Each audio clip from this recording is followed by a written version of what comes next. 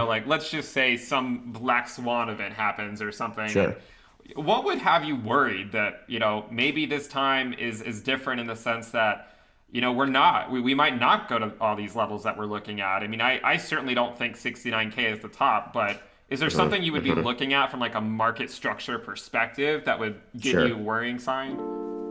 Yeah, that's a great question. So when it comes to finding, and maybe we can conclude with this a little in a bit. When it comes to wondering when you see these peaks that I think we'll see, whether they're the actual top or not, I'm really going to rely on chain and price action based indicators to suggest to me if, because we're gonna continue to see drops. I mean, this market is going to continue to have impulsive and corrective waves.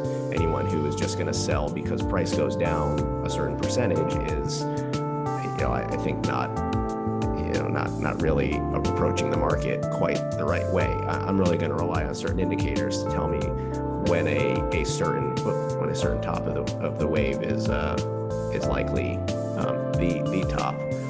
But as far as then losing structure, and let's say that yes, we don't actually break above like this, and we do stay consolidating, and maybe we dip down further. I mean, from this structure so far, if we were to go significantly below this past swing high, that's then a pretty strong deviation from the structure. From the structure we've been following for about 60 weeks now, which is this one. So a close below this swing high here at 53, or I think it's closer to 52, that would start to give me some pause and make me look at this a little bit differently.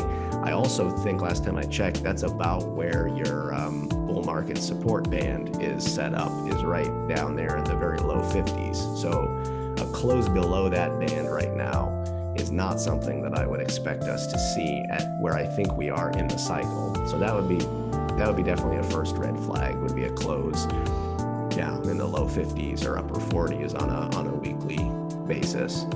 Then the next big thing, of course, is if we lose this macro swing low and we actually make a lower macro low with a close, that then is definitely a sign that we've completely invalidated this structure.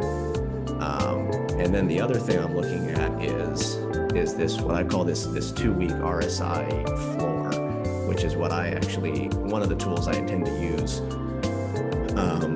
if I think we've topped, to determine if we're likely to be descending into another bear market, or if we are going to have a third top, or if we are lucky enough to be in a last cycle scenario where we are not going to have an extended bear market. We're just going to keep going up and down, up and down, up and down, in 50% corrective movements at most.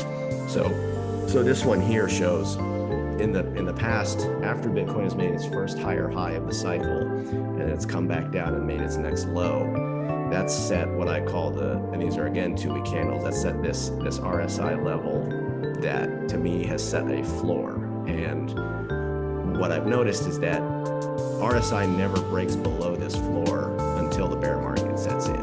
So you had this deep correction in 2013 that came down, it didn't break below, it bounced just above, and it wasn't until it actually happened kind of just before this first major dead cat bounce, you broke this floor, which to me signals the start of a bear trend or a multi-year downtrend. Same thing in 2017. You had this first higher high put in after the low.